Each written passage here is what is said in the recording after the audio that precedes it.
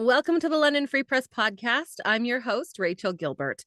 One city councillor seems to be causing a stir lately, so much so that several high-profile agencies and community leaders have called on city council to step in and stop Councillor Susan Stevenson's so-called attacks on some of London's most vulnerable. So today I'm talking with London Free Press City Hall reporter Jack Moulton about the open letter that was sent. Hi, Jack. How are you? I'm good, Rachel. Thanks for having me. Good, good. Well, we always love having you, of course.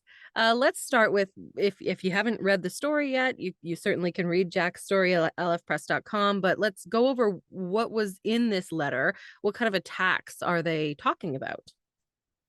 Yeah, so this story kind of evolved throughout the day. It began Monday night when a open letter to City Council was sent out by Safe Space, the organization within the city that provides services to vulnerable women, especially in the sex trade.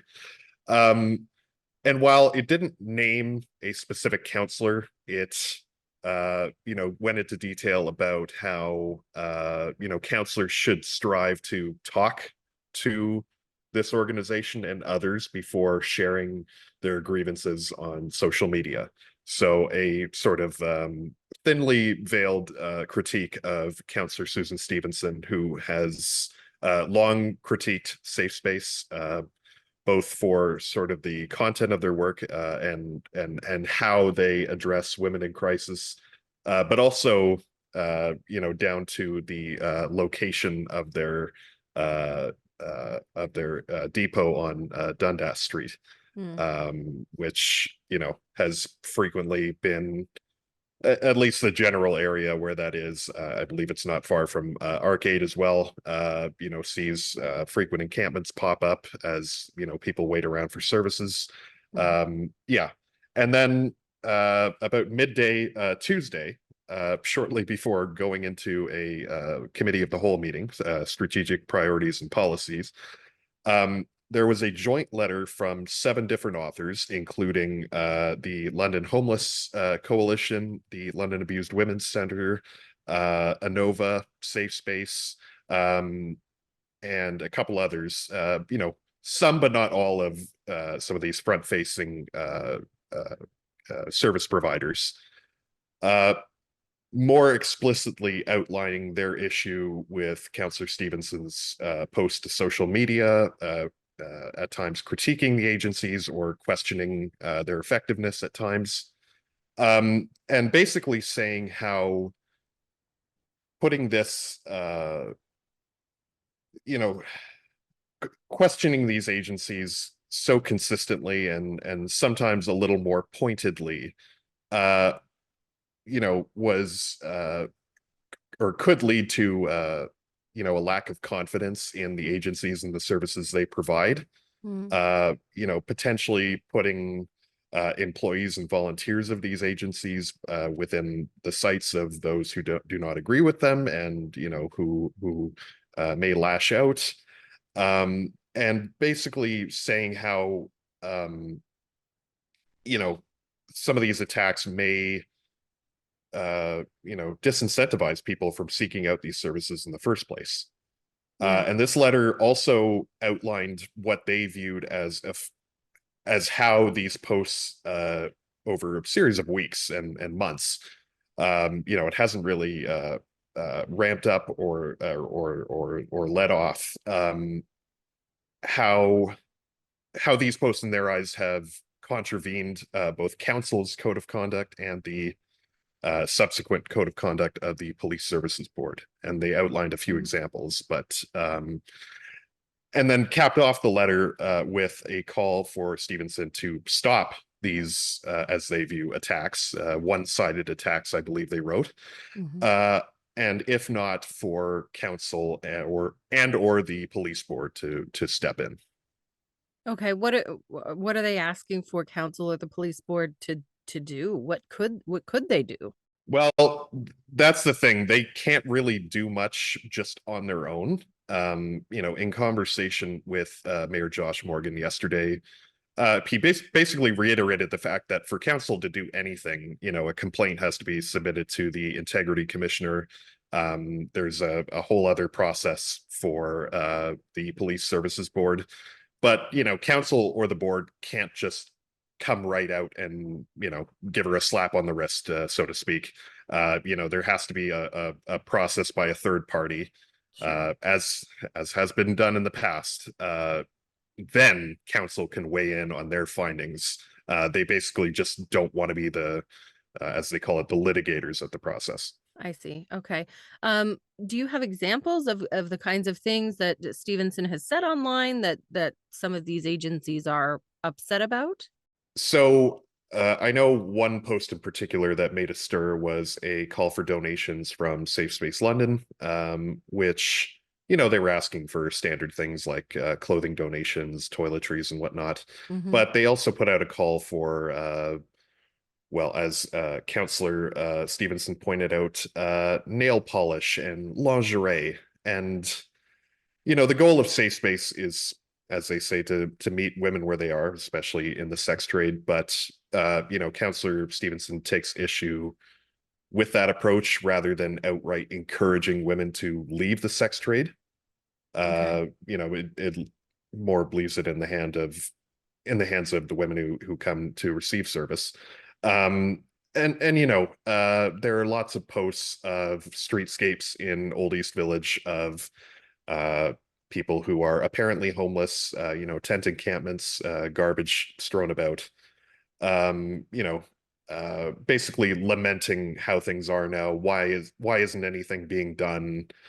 Sometimes built pictures of these encampments outside the service buildings themselves. Things of that nature.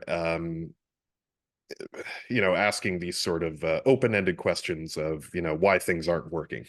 Sure. Sure.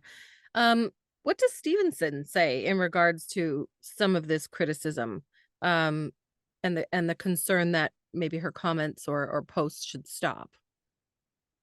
Right. Well, she argues that she's trying to start a conversation, uh, you know, with people in her ward, or voicing their concerns.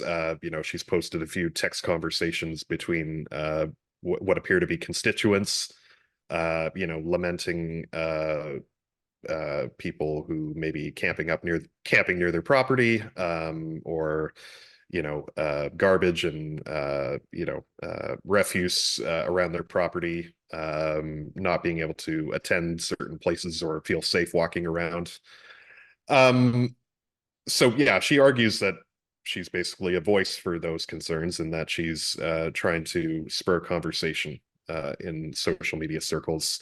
And she's argued that anything she has shared, including said call for donations, is more or less publicly available, Hmm. in on the internet in some capacity. Okay. This is not the first time, and I think you mentioned this before, referred to it. This is not the first time that Stevenson has been under fire for things she has posted online, particularly about London's homeless. She was actually reprimanded before several months ago. What was that situation? I know we talked about it on this podcast, but maybe you could remind us. Yeah, little refresher. So Councillor Stevenson was formally reprimanded by her colleagues back in December, and that was the punishment for the results of a integrity commissioner investigation about a post she made, I believe, in July of last year, where she posted photos of apparently homeless people with their faces fully visible. And these photos are still on her X profile, I should say. Hmm. Um, but yeah, faces fully identifiable. And, the attached tweet was sort of lamenting the, vandalism, garbage, biohazards, crime, sort of open-ended concerns like that. But, the combination of these identifiable people and those sorts of pointed comments drew a complaint to the integrity commissioner. Hmm. And the commissioner said they were in contravention of the code of conduct, Hmm. basically saying they were like unnecessarily provocative and, things of that nature. So Okay. she was investigated and reprimanded. She's fought tooth and nail the results of that investigation, saying that procedure that the integrity commissioner followed wasn't absolutely to a T, that she wasn't given the chance to initially respond. And that's because there were actually two investigations going on at the same time into her social media postings. There was another one regarding a column she shared, I believe, from an American columnist, basically suggesting that homeless people who refuse shelter when it's readily available could be arrested. And she shared that article saying that London could be the first city in Canada to actually do that. Mm. She was investigated for that, but the integrity commissioner said didn't find that a violation of the code, basically saying counselors should be entitled to share controversial opinions without, being in fear of violating the code of conduct. Sure. Yeah. And yeah, I know that in your story you spoke with the chair of the board of Safe Space. I don't know if you've talked to some of the other agencies also, but has Stevenson brought any of these concerns to them? Has she gone to them to talk about this at all directly? yeah. I should mention that I tag team this story with Randy Richmond. Loyal Yes, readers will will know and be very familiar with his reporting, absolutely. especially on this topic. Um, Short answer, no. She has not approached specifically Safe Space about her concerns, at least according to the board chair. And she sort of seemed rather dismissive of a meeting when I spoke to her, Counselor Stevenson. She basically said, yeah, I'd be open to meeting with them, provided it's actually a sort of useful meeting, so to speak. She argues this is more of a ideological divide, Hmm. but no, she has not met with Safe Space to address any of these concerns. Do we know if any of the agencies have reached out to her at all to address their concerns about what she's posted? At least in the public forum that I know of, several agencies have pushed back on her postings. I know Safe Space and Inova, for one, have very publicly refuted the counselors, sometimes, you know, uh, replying to her posts, basically either critiquing them for, various reasons or saying, hey, if you have concerns, come meet with us. Okay. As for private correspondence, uh, that's I'm not sure. We don't know. Okay. Now you did mention that Stevenson says this is she says this is more of their ideological differences, which seems to indicate that she doesn't think this discourse is as harmful as maybe the agencies believe it is. Do you think that's a fair assessment? That's right. And Mayor Morgan touched on this a little bit when I asked him for comment on this issue yesterday. Uh, you know, the organizations have real concerns, especially because at least they allege in their open letter that one agency, not named, was targeted by disgruntled people uh, late last year. Mm. No details around that were made known, and what the nature of that was. But they say their concerns are founded, and they're worried for their staff and their volunteers. Sure. And it's to circle back to Mayor Morgan. He basically said that sometimes counselors have intentions, but as elected officials, they have to be cautious about how those are perceived and to adjust accordingly. And he said he encouraged the counselor to listen to the agencies involved and tone these posts back. Okay, well, so where do we go from here with this? Will there be an investigation, or what has the mayor indicated might be a next step, if any? Right now, nothing's really on the table. I believe I might have mentioned earlier that Mayor Morgan says both councils and the police board's hands are kind of tied in this matter until a formal complaint is brought forward, which, to my knowledge, has not happened. The letter doesn't outline specifically taking that action. Instead, just calling for Stevenson to stop, which she's made clear that she will not. Yeah.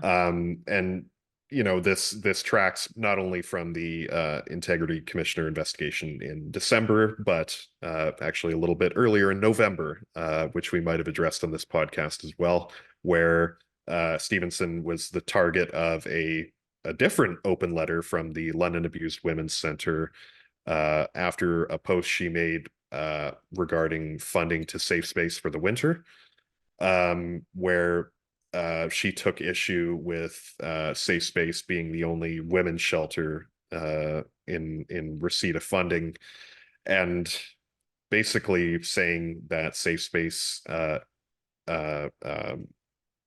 encourages women to enter the sex trade, which the London Abused Women's Shelter took issue with and called for a quote unquote review into Councillor Stevenson's ability to represent her ward. Not exactly clear what that means. I don't believe it has any real legal meaning in city council circles, but all that to say, to my knowledge, this is now the third open letter from some of these service agencies, including just 2 yesterday, that she's received within a little less than a year. Okay. Well, there might be more to this story coming up, so we'll definitely watch for your reporting out of City Hall. Jack, thank you so much. We'll keep an eye on that on lfpress.com, and I'm glad you could be with us today. Thank you. Thanks again, Rachel.